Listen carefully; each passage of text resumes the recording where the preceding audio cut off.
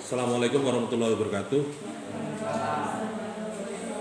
Alhamdulillah hari ini kita bisa bertemu kembali di mata kuliah analisa kebijakan publik. Di minggu kemarin kita membahas tentang bentuk dan bagaimana masalah itu ada dalam proses kebijakan maupun pelaksanaan kebijakan. Yang intinya bagaimana kita mengenal masalah-masalah di dalam sebuah kebijakan, sehingga kita bisa mengetahui titik lemahnya, kurangnya, atau bisa juga kelebihan dari kebijakan itu sendiri. Yang pasti setiap kebijakan manusia pasti banyak kendala, banyak persoalan yang akan dihadapi dalam konteks pelaksanaan untuk mencapai tujuan daripada kebijakan itu sendiri. Dan karena adanya kebijakan pasti ada masalah. Nah, ketika kita sudah mempelajari itu, maka kita selanjutnya adalah bagaimana memecahkan persoalan. Maka di dalam sebuah kajian teori kebijakan atau dalam konsep analisis kebijakan, itu paling tidak kita punya alternatif penyelesaian masalah. Bukan berarti masalah itu dicari-cari untuk dicari solusinya, enggak, tetapi ketika itu sudah ditemukan persoalan yang harus dipecahkan, maka ya harus banyak alternatif biasanya. Ya, oke. Pada kesempatan ini kita akan mengulas tentang itu. Ya, jadi bagaimana teknik dan penyusunan pengembangan alternatif kebijakan.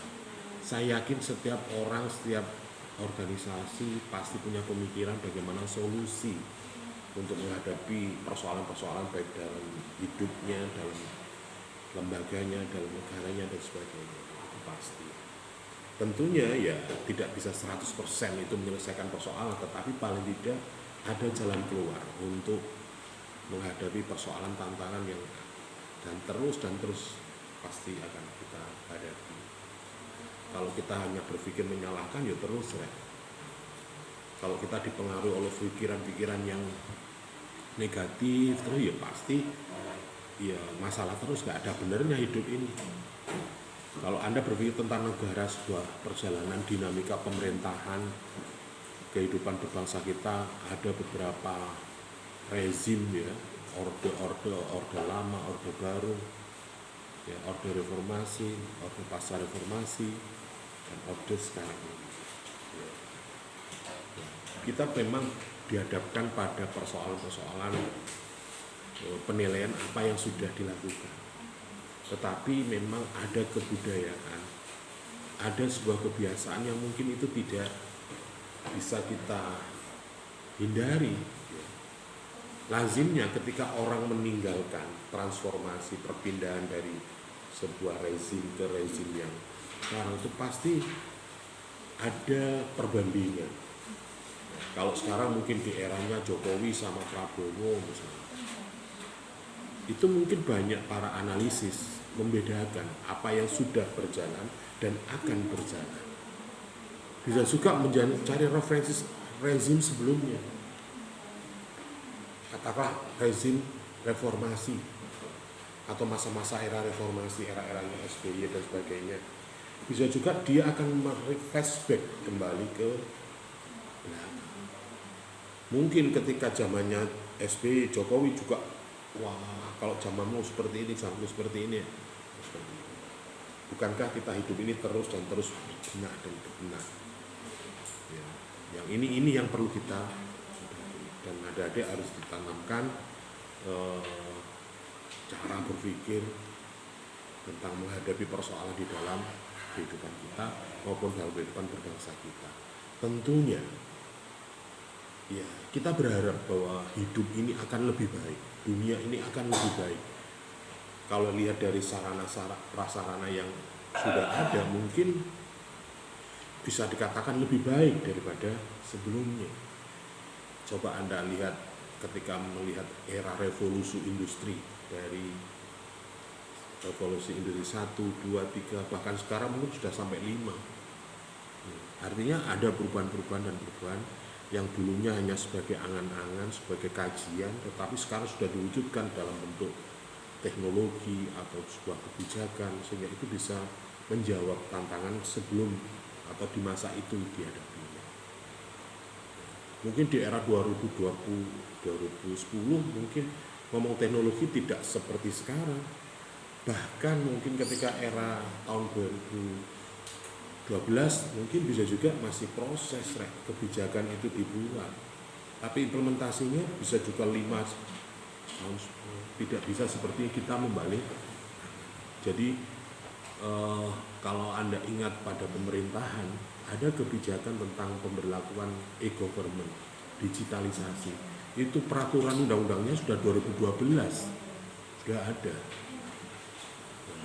Tetapi implementasinya bisa 2016. Mungkin banyak hal yang perlu dipersiapkan di dalam pelaksanaan kebijakan itu. Atau bisa juga ada beberapa faktor-faktor sehingga pelaksanaan dari kebijakan itu bisa efektif. Tidak hanya sekedar pencitraan atau trial and error ya. Jadi banyak orang melihat ada kebijakan-kebijakan dibuat oleh pemerintah itu ada sebagai, kadang hanya melihat sebagai pencitraan dan hanya sebagai ini loh karya saya, ini loh peninggalan di masa saya, dan terus. Kalau kita lihat pemerintahan ya pemerintah itu ya berganti terus ya. Tapi kalau negara ini akan terus ada.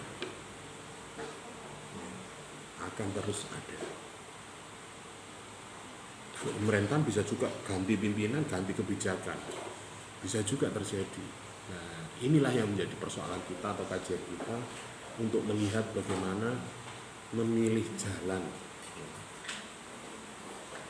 Ada yang mengatakan bahwa yang baik kita lanjutkan, yang belum berhasil kita teruskan, yang gagal kita tinggalkan. Ini yang harus kita tanamkan. Nah, persoalannya adalah ketika ada adik sebagai mahasiswa ilmu pemerintahan, sosial dan politik, bagaimana Anda melihat persoalan itu? Tidak hanya sekedar menilai, menganalisis, ya, sehingga berasumsi-asumsi atau berintuisi. Ya bolehlah dalam proses kebijakan itu kita bisa meramalkan, forecasting, artinya membayangkan ke depan atau ketika orang ini menjadi penanggung jawab terhadap kebijakan itu, bagaimana pelaksanaan di lapangan. Mungkin bisa juga digambarkan. Coba Anda lihat kalau Anda dibaca Twitter misalnya, ada orang Indonesia itu kan patah atau bagaimana. Ada yang ketar-ketir ketika Profesor Dudung menjadi menteri. Loh, kayak nongol itu ya apa? Artinya ada kelompok-kelompok tertentu yang awalnya tidak bersepakat dengan Pak Prof Dudung yang dulu pernah menjadi Menteri Agama walaupun sebentar, tapi memang gerakannya, pemikirannya seperti itu, style, gaya kepemimpinannya seperti itu, sehingga banyak kelompok-kelompok tertentu yang mungkin juga ketar-ketir ketika dia apakah seperti ini. Menilik dari pemerintahan yang baru dilantik minggu kemarin, kira-kira gambarannya seperti apa? Ya, dengan proses mekanisme penetapan presiden sampai kementerian, sampai lembaga-lembaga yang nantinya menjalankan roda pemerintahan ini tertentu. Bahkan belum kerja sudah dididik secara militer, ya, bayangkan. Itu nek ngomong era reformasi itu ditolak betul ya. Tahun 2000-an itu jelas ditolak. Kenapa? Di zaman itu isu-isu tentang militeristik, jadi perdebatan antara masyarakat sipil dan militer itu sangat kuat, sehingga masyarakat juga antipati dengan pemikiran, dengan gerakan-gerakan militeristik dan otoriter. Karena pengalaman Orde Baru dipimpin oleh seorang militer dan kekuasaan itu banyak menggunakan kekuatan militer, sehingga masyarakat berpikir bahwa militer itu gerakannya, tindakannya seperti itu, pasti ada tindakan secara fisik. Makanya sampai melahirkan Pak Prabowo menjadi penculik yang kritis, itu pasti diculik dan bagaimana, itu kan gerakan-gerakan militer sipil, nanti perlawanan sipil ketika itu. Nah, di zaman itu masyarakat antipati dengan gerakan-gerakan militeristik. Tetapi sekarang coba Anda lihat eranya Prabowo, menterinya aja di pembekalannya di militer ya kalau kita mau jujur memang ya, dari beberapa kepemimpinan yang sudah berjalan dipimpin oleh orang sipil sama orang militer, itu lebih baik mana? Nah, nek ngomong disiplin ya militer ya. Karena militer itu otonominya khusus, nggak boleh desentralisasi. Artinya satu komando. Satu komando.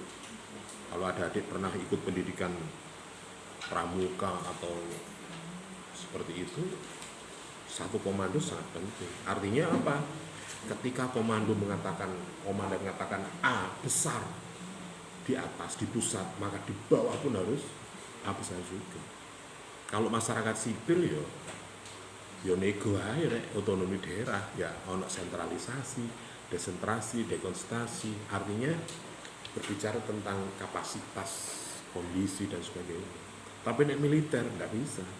Makanya nek ketemu di militer ya sebelum mengucapkan siap ada siap salah lah ngono to.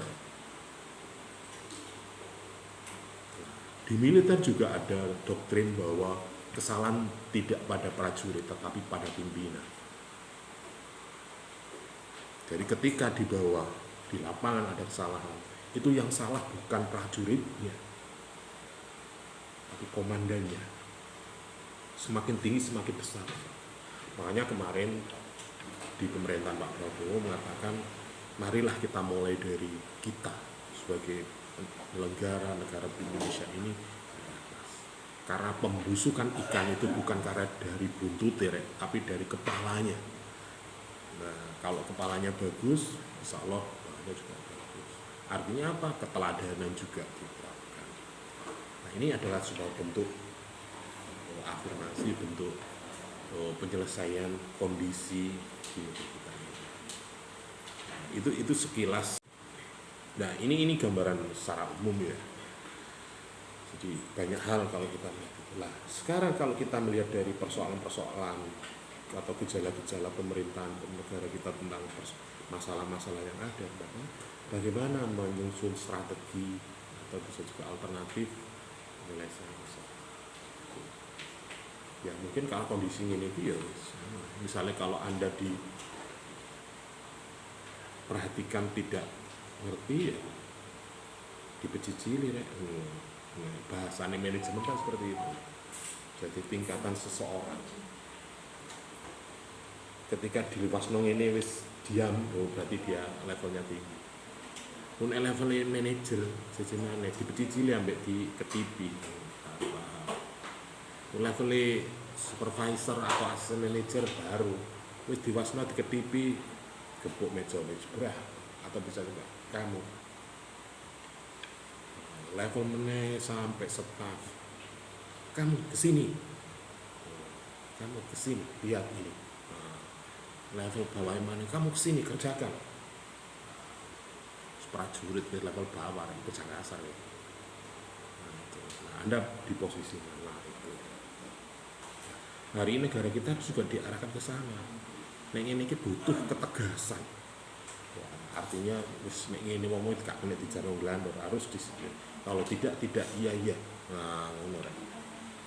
Tapi ya dadine kaku rek ya, gak fleksibel. Ya terserah sih apa yang kerja kita, tapi kita bisa membandingkan kepemimpinan seorang militer sama orang sipil, apa yang misalnya kepemimpinan Anda amati ya, mulai dari kepemimpinan Pak SBY lah kemudian Abdurrahman Wahid, Habibie, Megawati, Jokowi, sekarang Prabowo yang akan datang.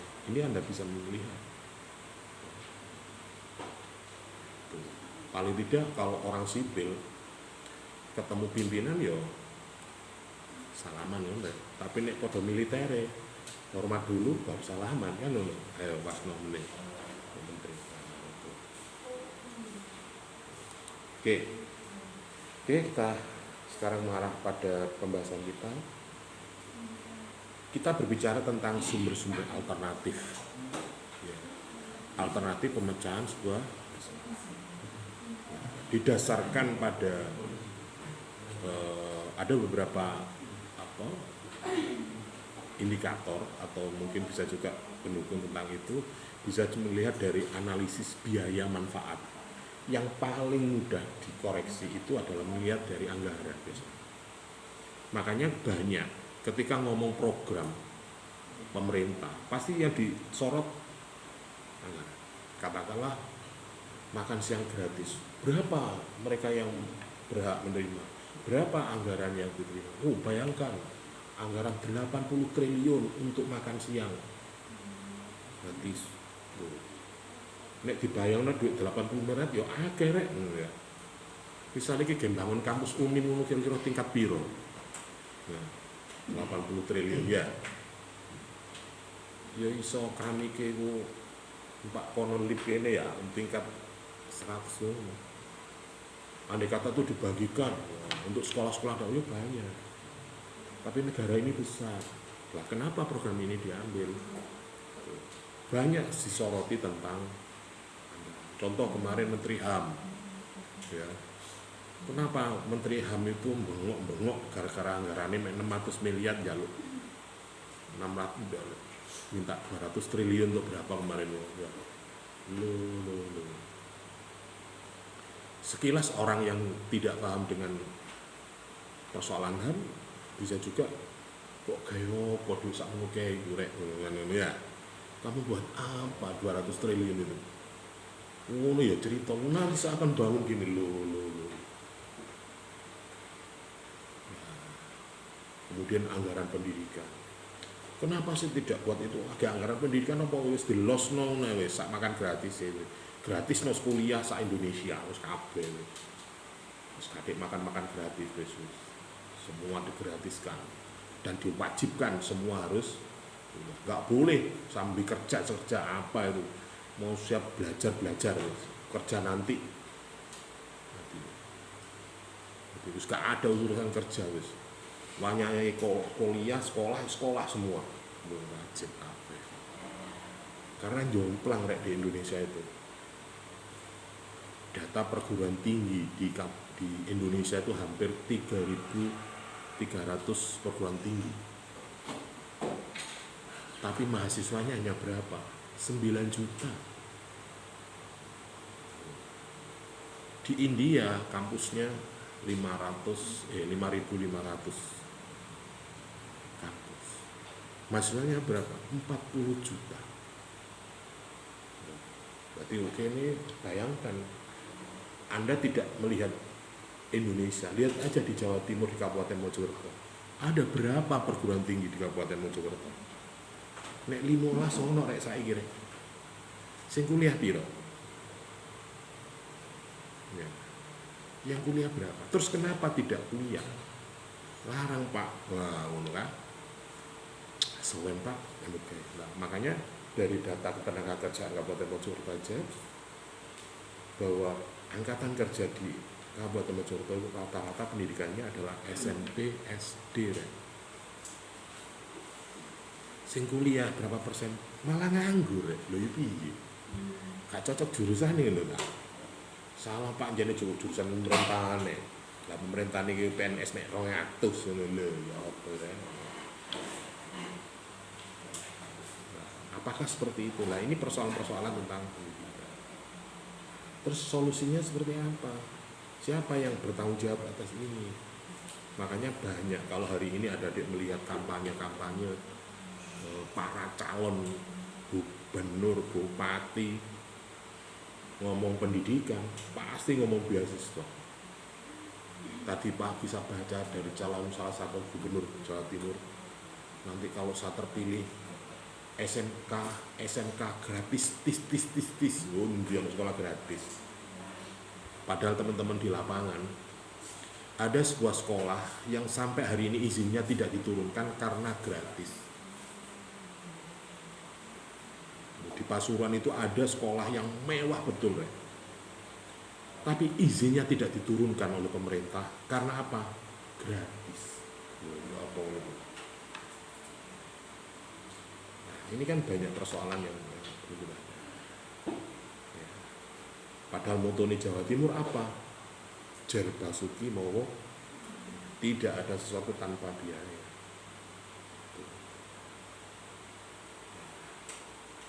Akan beda. Nah, ini contoh-contoh kebijakan-kebijakan yang sudah kita rasakan dan sebagainya. Ini biasanya ada alternatif analisis biaya dan sebagainya. Ada orang bisa melihat dari situ. Nek persoalannya biaya, misalnya. Lah apa solusinya? Ada subsidi silang, ada pendapatan lain yang bisa dimasukkan situ untuk sekolah dan sebagainya. Itu misal. Kemudian yang kedua, alternatif itu bisa didasarkan diturunkan dari pengalaman pihak lain yang pernah terlibat dalam permasalahan yang hampir sama. Jadi mengambil solusi itu bisa juga diambil dari keberhasilan suatu kepemimpinan atau daerah dalam mengatasi persoalan itu. Misalnya persoalan apa? Tentang pedagang kaki lima misalnya di kota-kota besar, bagaimana penataannya? Coba studi banding ke daerah mana yang sekiranya itu bagus penataannya sehingga kota juga indah, ekonomi rakyat juga bergerak. Itu bisa mengambil alternatif, ambil referensi dari daerah-daerah lain yang berhasil. Tentunya tidak bisa 100%, tetapi paling tidak ya kita punya pijakan untuk menjelaskan pada masyarakat. Makanya ketika ada adik di desa, pergi ke desa, pasti tiap desa punya cara masing-masing untuk mengatasi persoalan di dalam desanya. Bagaimana sih penanganan pemuda di wilayah sampean, di desa sampean? Saya ini bisa juga berbeda. Ada yang di penguatan pendidikan moral dan agamanya, ada yang di penguatan ekonominya. Ono sing di penguatan ekonomi, yang penting wis angkatan kerja harus dapat pekerjaan, harus ada pendapatan. Ketika ekonominya bagus, maka berpikirnya juga, artinya cari hiburannya ketika misalnya gak mampu untuk beli bensin, itu ada untuk beli bensin. Sehingga tingkat kriminalitasnya sangat rendah. Allah, nek wis mlete-mlete masuk katene begal. Masuk KTD apa, minta uang ke orang tuanya. Mungkin kalau sudah ada ya terus. Nah, ini kita bisa belajar dari beberapa daerah-daerah atau desa atau mungkin pemerintahan gitu. Ya, oke, itu yang kedua. Sumber alternatif berikutnya adalah dari hasil penelitian riset. Kira-kira kalau teman-teman adik-adik dari mahasiswa perangkatan, kira-kira motivasi Anda masuk jurusan ilmu pemerintahan itu apa sih? Misalnya bisa ditanya. Mungkin dari kelas ini motivasinya berbeda-beda. Kenapa? Kayak pantas-pantasan kita gak kuliah, ya ada. Atau yang lain. Jadi dari beberapa riset-riset bisa juga ini menjadi alternatif penyelesaian atau pilihan penyelesaian masalah. Ada juga pandangan para pakar, para ahli di bidangnya. Ya, jadi kalau ngomong ahli pendidikan, ya bertanyalah pada ahli pendidikan. Ojo tukang ojol, didadekno tukang pendidikan rek. Ya kena ayoan, tapi ya apa tadi ini? Ya sini dia ndak apa sih. Tapi apa yang jadi mungkin ketika ngomong kurikulum, ngomong ya menjadi gini, kayak di pemerintahan kemarin hampir 100% metode pembelajaran, metode kita dirombak. Yang dipikirkan menteri waktu itu adalah outputnya, karena melihat angkatan pendidikan signifikankah tingkat pendidikan terhadap ekonomi di masyarakat atau angkatan kerja. Itu mencoba mencari itu. Akhirnya apa? Apakah mau modifikasi bagaimana metode pembelajaran itu sampai muncul merdeka belajar antara kompetensi teori dan praktek di satu. Kita nggak tahu kementerian ke depan seperti apa ini, tapi kayaknya dari wamennya itu mungkin dia condong ke penelitian ini deh.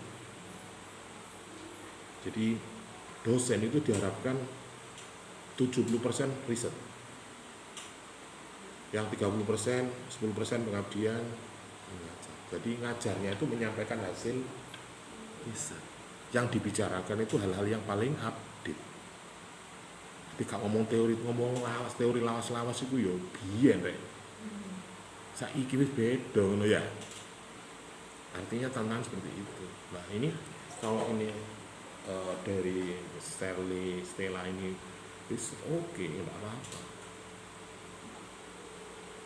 Artinya yang dibicarakan itu benar-benar update, benar-benar itu dibutuhkan di dalam masyarakat. Tapi tantangan ketika kita belajar dan keluar nanti bisa juga cepat rek. Karena apa? Perkembangan ilmu pengetahuan yang sudah menjadi ilmu pengetahuan dan pengetahuan yang di luar itu perjalanan cepat, pengetahuannya di luar. Hari ini Anda mempelajari teori seperti ini, di lapangan sudah mungkin bisa juga berbeda.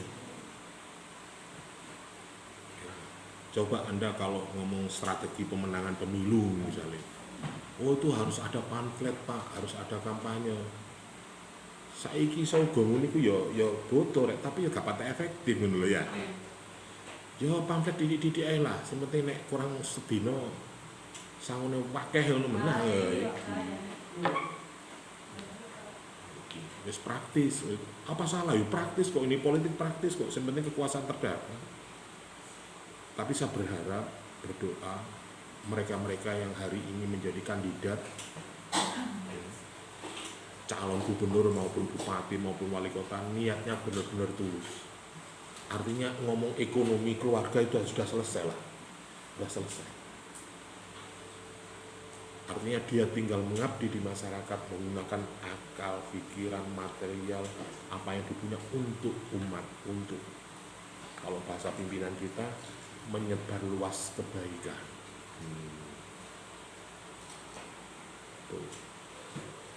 Oke, kembali lagi.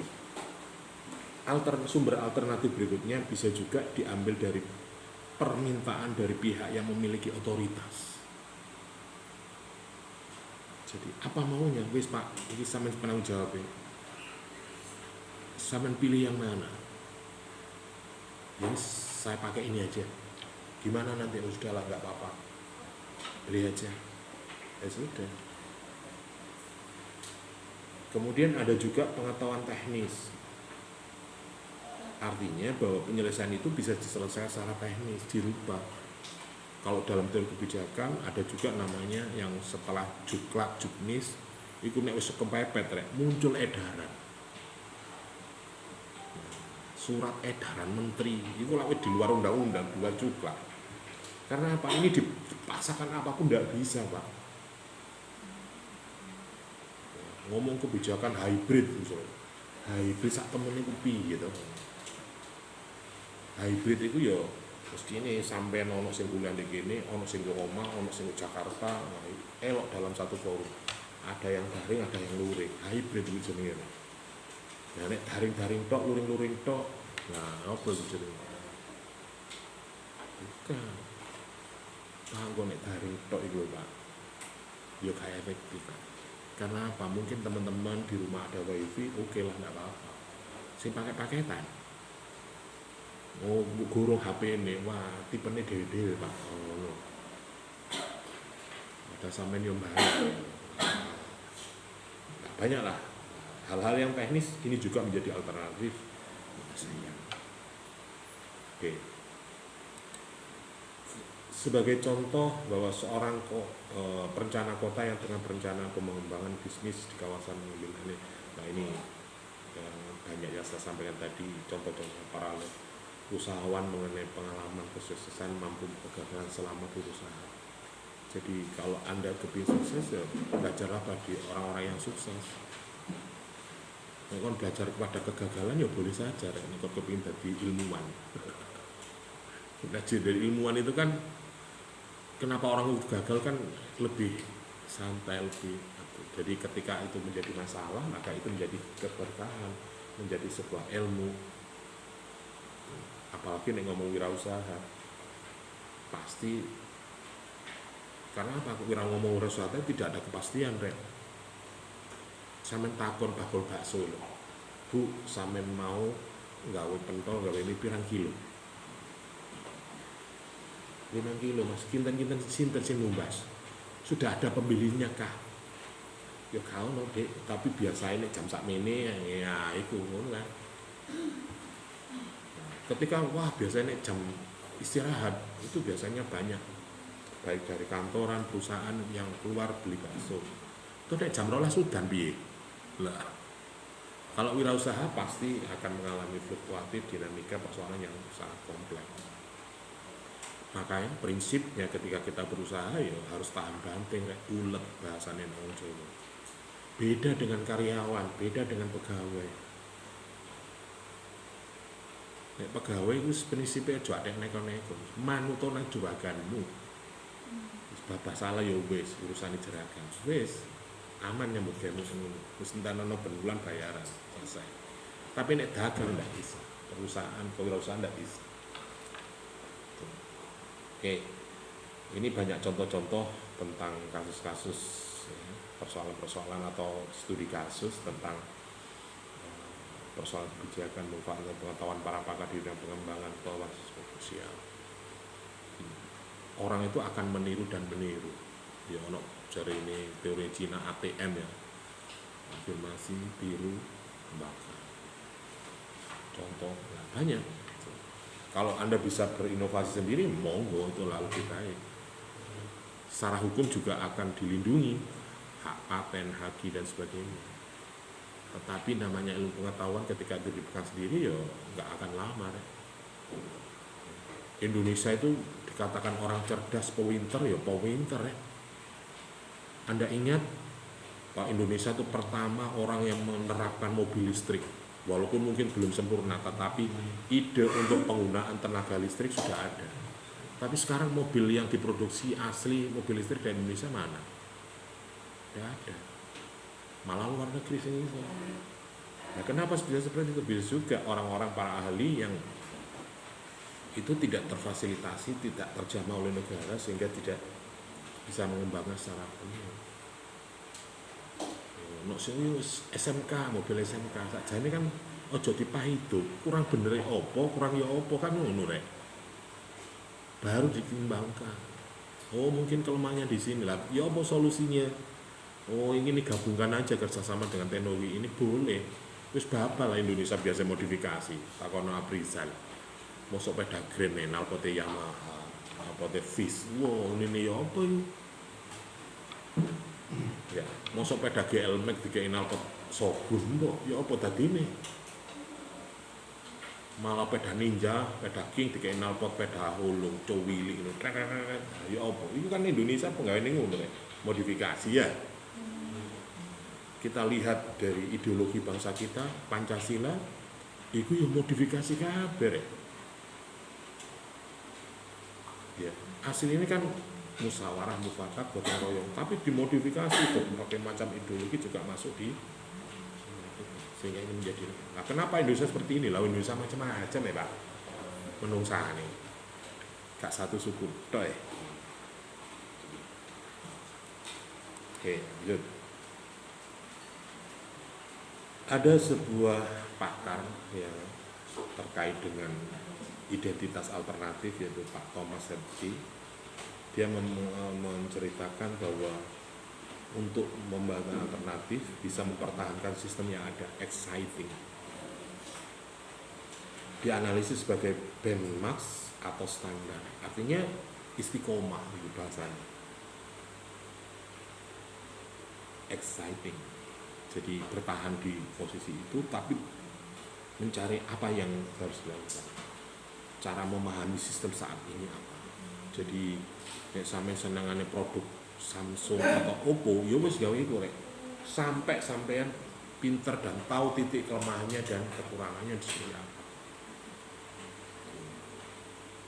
Kemudian yang kedua, seperti yang sampaikan HT, memodifikasi sistem yang ada, pendekatan ini sulit karena menuntut perubahan sistem setelah ada sebelum yang telah menunjukkan keberhasilan. Yo, nek kadang ada sebuah kajian, iki wis rapi kok, lapo sih dirubah-rubah.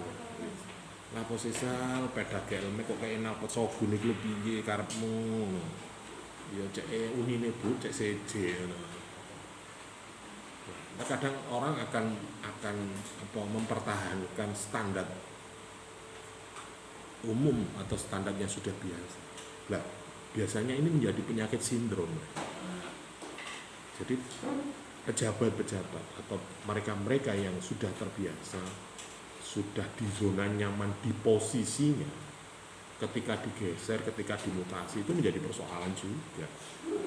Jadi koyo-koyo onek wis itu menggurita menjadi sebuah sindrom. Koyo-koyo menteri iki nek diri tok liyane gak akan bisa gitu loh.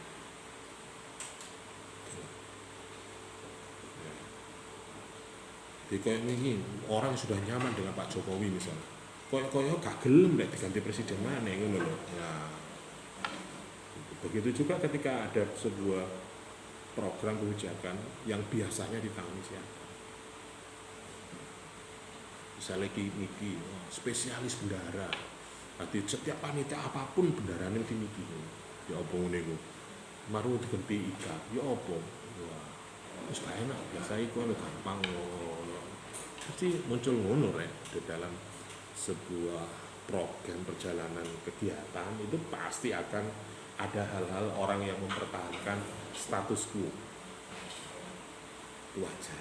Tetapi kalau memang situasinya masih mendukung sih nggak masalah, sebenarnya perjalanan program ini tetap berjalan fine-fine saja. Artinya Anda lihat komposisi menteri itu kan tidak serta-merta mengganti semua menteri kan, hampir ada 5 atau 7 menteri yang tetap menjabat posisinya, seperti menteri keuangan lah. Koyo-koyo nggo Indonesia gak ono sing koyo Pak Bu Sri Mulyani.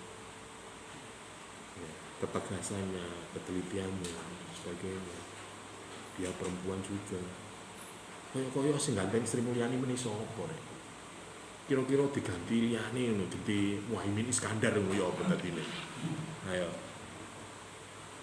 Lali ya, Cak. Yo, cocok plengar-pleng kok ono. Cengar-cengir koyo.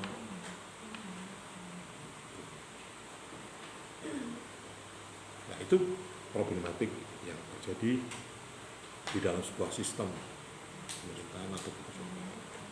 Jadi ada orang yang nggak mau simpel-simpel, nggak mau ribet-ribet lah. Terus biasae nangani gue lah. Itu biasanya juga akan muncul seperti itu. Kemudian ada menggunakan paket rancangan solusi. Ini bisa juga digunakan sebagai titik awal penentuan alternatif melalui proses konsultasi rancangan alternatif yang telah ada dengan para pakar. Artinya grand design, agenda setting kalau di dalam kebijakan itu bisa juga misalnya kalau Anda terima atau tidak, monggo. Kenapa sih Pak Jokowi itu banyak membangun infrastruktur jalan tol misalnya, walaupun pembiayaan jalan tol itu sangat besar dan itu bukan anggaran APBN tetapi anggaran hutang atau para investor. Ya. Mungkin dalam jangka pendek masyarakat juga tertekan. Kenapa? Pak, mosok lewat Surabaya antara ini bayar tol betul BBM lo malah lebih banyak jalan tolnya. Tuh bayang ya.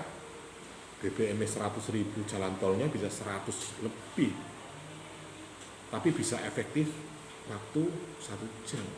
Sampai jalur bawah bisa 1,5 jam, 2 jam. Kalau jalur tol bisa 1 jam. Pilih mana? Nah, kalau seperti ini, kenapa Jokowi mengambil alternatif kebijakan? Terus bangunan nebah duit sembarang kalir. Seperti nangono masalah tercepat terselesaikan. Walaupun dalam 5-10 tahun ini bisa dikatakan negara masih puasa ya. Ya nyaur utang, ya kurang ono kaya ini. Tapi setelah kontrak itu habis, katakanlah 30 tahun selesai, jalan itu menjadi milik negara.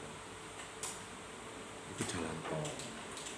Nek saiki ya kaya-kaya was kakek dawe kemenyek. Tapi bagaimana jangka panjangnya? Nah, harapannya ya kayak jalan tol Suramadu rek. Suramadu itu nek misalnya dibangun anggaran provinsi Jawa Timur, entek anggarannya dibangun itu tok. Ya, berapa triliun?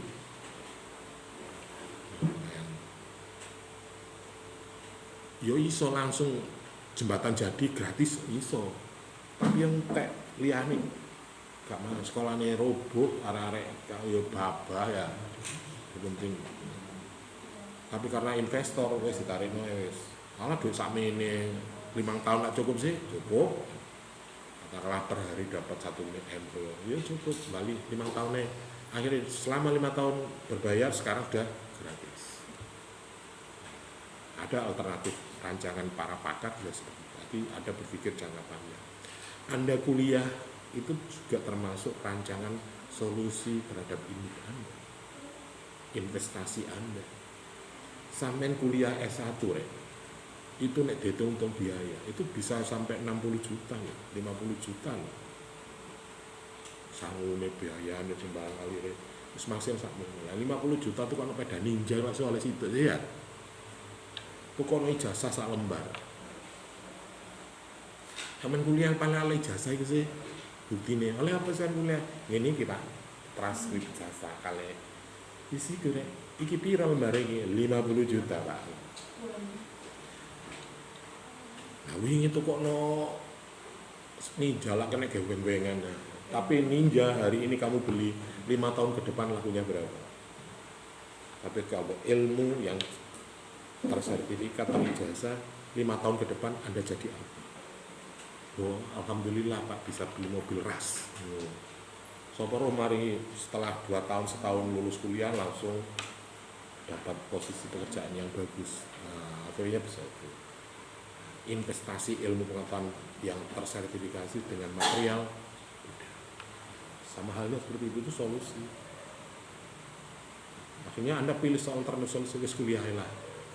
Karena kemarin ada cerita dari teman Kediri, ya, Pare, ada orang tua yang doktrin kepada anaknya, kamu mau kuliah apa motor semaumu tak belikan. Ya kebetulan anak itu saya pilih kuliah dulu. Dia akhirnya kuliah di Brawijaya. Padahal orang tuanya udah siap. Kalau kamu nggak kuliah, bantu abah di rumah ngurusi tani. Kamu minta motor model apa saya belikan. Ayo berangkat ke dealer. Ya. Kalau Anda berpikir cerdas ya, bapak lah Pak, saiki pada grand DD sementing aku kuliah duwe jasa. Saiki mlete gaya orang tua mampu, tampilan bagus, oleh apa? Nah, akhirnya mereka teman saya itu pilih kuliah. Yes, baguslah. Bahwa kita tagih janji Gusti Allah. Kalau orang akan tinggi ilmunya banyak, akan ditinggikan derajat ekonominya, derajat hidupnya. Nek sampean penampilan ditukono sepeda katakanlah sing bisa saja penampilanmu hari ini bagus. Tapi yang mikir rek sepeda mlaku ya tuku bensin ya murah, no ya. Terus gak mungkin kon sepedamu apik dolenmu ide-ide. Mosok kok nang terminal nang Mojosari nang Japon ning bedene. Ah ya rugi. Maka investasi harus dipikirkan. Maka rancang-rancangan contoh-contoh kecil-kecil itu bisa kita asumsikan bahwa di dalam pemilihan alternatif kebijakan masalah itu bisa kita. Belum lagi kalau persoalan-persoalan yang besar. Ada yang mengatakan, wow, privat itu digadekan. Kita merdeka baru 80 tahun. Tapi privat sudah digadekan 150 tahun. Awakmu gak menangi barang, rek.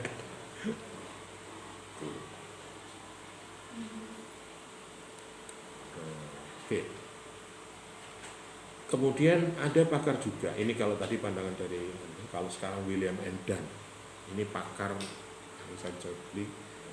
dia mengatakan bahwa alternatif atau identifikasi alternatif itu bisa menggali informasi dari para ahli dan pihak yang mempunyai otoritas.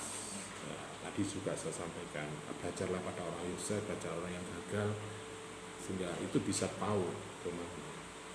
Yang kedua, bisa menggunakan metode ilmiah, bisa melalui riset, penelitian, sebagainya, mengkaji kasus paralel dan menggunakan analogi.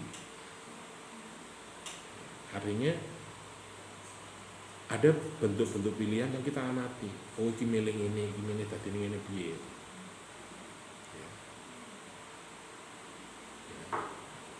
Ada juga yang mengkaji kasus itu atau mengidentifikasi kepercayaan dari nilai-nilai stakeholder atau sistem etis, bahasan dari para kritikus dan filosof sosial.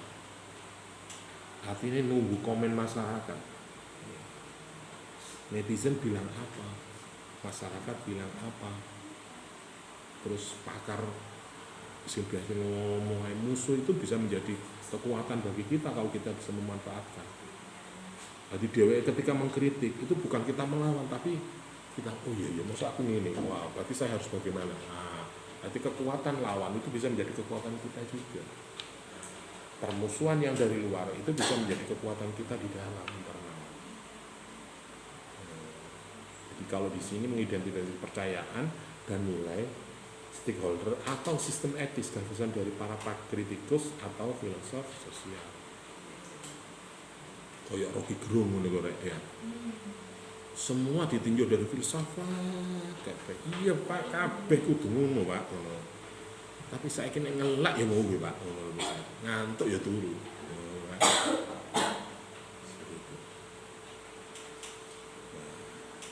Tapi ya pasti akan. Kemudian Brickman ini juga menyampaikan bahwa dalam pengembangan alternatif itu ada pendekatan pasif, menunggu alternatif datang dengan sendirinya untuk suatu masalah. Jadi mengandalkan waktu, Rek. Jadi misalnya kapan Ono itu bisa move on, nah, misalnya setelah putus dengannya, biarkanlah waktu yang akan menjawab Pak. Biarlah waktu akan yang menjawab. Ada ini Brickman ya banyak masalah-masalah di masyarakat bicara mereka anak sembarno wong lali-lali dhewe ngono ku kawitan tok umek mari nek wis pegel leren padha mbek arek cilik lah. Atau mungkin sekarang itu bukan anak kecil ya. Sekarang itu berita itu kalau viral ya, di media sosial, wong banyak berdiskusi. Tunggu aja 2, 3, 4 bulan gak viral ya wis. Sopo sing perhatian ke mereka. Wis kayak artis wis. Ya. Denis Caknan atau wingi sapa sebenarnya ambiar ya. Iku pas viral-virale yo anak kecil, orang dewasa, remaja, tua, kabeh nyanyi ngono. Bareng saiki wis gak ya wis gak ono. Orang akan selesai. Begitu juga politik misalnya. Tahun kemarin kita bicara tentang pilpres, bareng wis mari wis. Udahlah, udah ganti ketumpuan perkologian. Akhirnya wis lali. Sama halnya ketika sampean Bu, terus saya lapar. Ya kondo wis jam 10 bengi kate metu nanti, masak ya males. Wis kene lho, ngombe-ngombe akhirnya loro keturun deh sampai besok. Lah. Ada pendekatan search generation. Ini membiarkan pihak lain tahu bahwa kita sedang mencari alternatif. Ya, ini Brickman ini agak-agak apa ya, sosialis. Jadi untuk solusi biarkan masyarakat tahu. Jadi ngandalno kepekaan sosial dari sekitarnya. Jadi wis jarno wis engko nek sumu gara kaki pas dhewe ya ngono. Atau jarno engko nek wis pegel gara-gara dulu dewe ya. Atau bisa juga membiarkan orang lain menjadi simpatik beradab. Jadi di sini generation itu membiarkan, biar orang itu tahu kalau kita juga kenapa sih hari ini kok sedih ya. Nah, akhirnya ditakoki, "Lapo nduk sampean kok sedih?" Bu, atau bisa juga jaga emosi seseorang. Ada pendekatan neighborhood, mengkaji perubahan yang terjadi secara incremental. Jadi ada perubahan yang jangan sak remak yang ngono wis mau pegel. Artinya gini, kalau kita bicara makanan misalnya, beras misalnya, kalau itu sudah dihancurkan, diseleb, wis gelepung rek, bahasane wong wis gelepung, wis jadi tepung. Kalau jadi tepung bisa diolah menjadi apapun. Jadi sampai misalnya belajar, wis wotok sampai stres, sampai pusing, sampai pasti nanti akan menemukan sebuah titik nadir, titik di mana kita akan jernih pikiran kita. Jadi belajar aja setengah-setengah wis males. Gurung remek kok, gurung pusing kok ya. Wis gelepung ya baru kok bisa diarahno kemana-mana. Jadi ngomel lah wis jawar engko nek wis kebentuk bendol lah wis berdarah-darah baru sadar. Ada seperti itu. Ada kalanya wis jarno ya. Kok akhirnya dibenci masyarakat. Ya akhirnya nek bahasane wong Jawa bulet pingin sepi ya. Apa bundelingin sepi. Nah gitu. Wong kok dileno ora kena. Ada juga eksplorasi historis atau analogis. Ini biasanya digunakan untuk mencari solusi yang pernah diterapkan pada kasus yang bersama. Ini seperti Willem Dafoe tadi seperti itu adanya bersama. Artinya bisa meniru dari orang lain dengan kasus yang sama. Jadi menjadi afirmasi. Misalnya, Pak San itu karakternya seperti apa sih? Pengalaman senior kalian, gini Pak San seperti ini. Akhirnya disunai. Bayangin Pak San itu kakenet gini ditiru akhirnya. Atau bisa juga ada ketika ada kasus akademik keuangan. Iya aku San, iya bahas aku ini. Terus ini ya bahwa aku ini jalur rekom tepok buka prodi yang budekan ajukan ke Wahrek misalnya. Akhirnya ada kebijakan seperti ini. Oh ya wis aku yang ngomong. Ada eksplorasi divergen dilakukan untuk memperoleh alternatif baru bagi inovasi.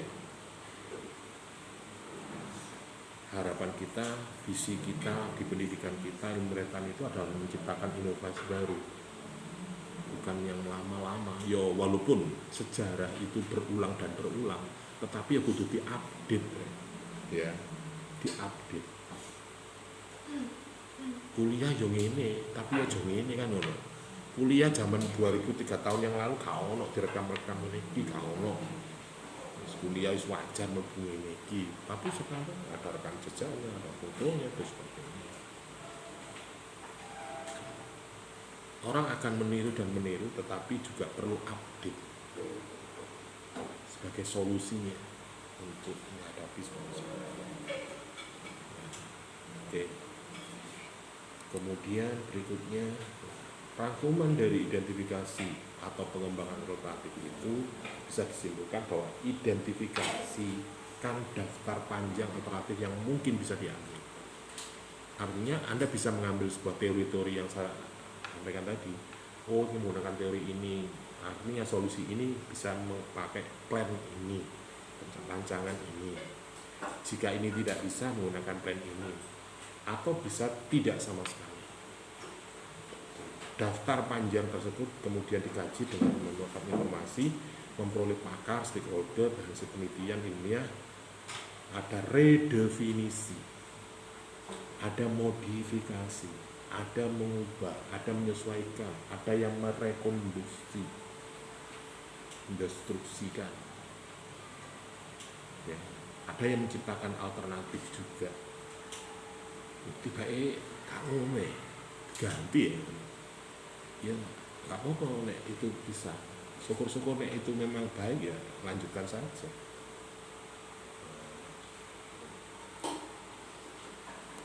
Misalnya, bayar kaitan dengan pembayaran kuliah. Bagaimana kalau pembayaran kuliah itu dilaksanakan pembayaran di depan, tapi lunas di depan, atau nyicil, atau lunas di belakang, kelima. Misalnya, saya tanya itu, bagi pengelola untungnya di mana kalau ini dibayar di muka? Bagi mahasiswa bagaimana kalau bayar di muka? Ini harus ada pemikiran. Contoh kasus pembayaran seperti itu. Ada yang dibayar di muka, lunas di muka, ada yang dicicil, ada yang bayar lunas di belakang. Jadi coro Anda beli sesuatu itu ada yang kredit, ada yang cash, ada yang nyicil. Itu yang mana?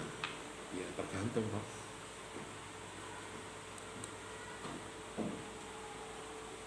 Kemudian ada metode-metode pencarian alternatif, bisa menjalani riset, analisis, atau eksperimen.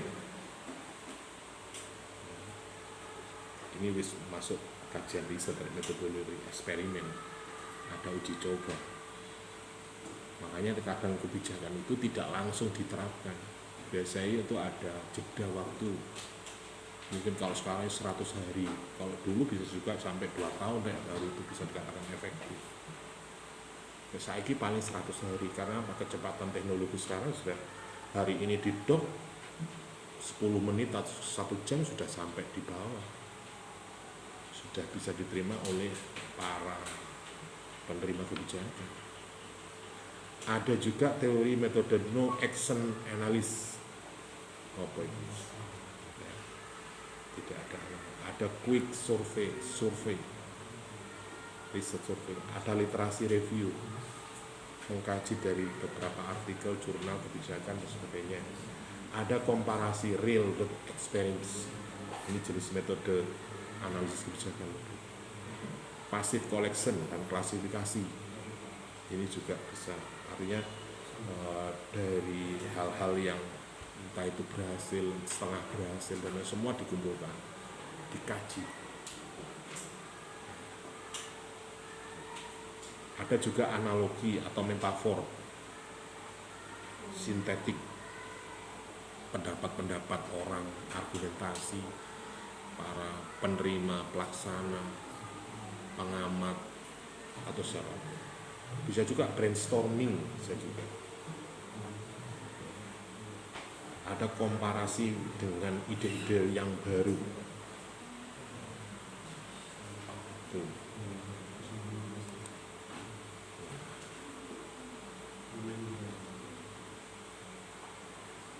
Oke, sampai di sini ada pertanyaan?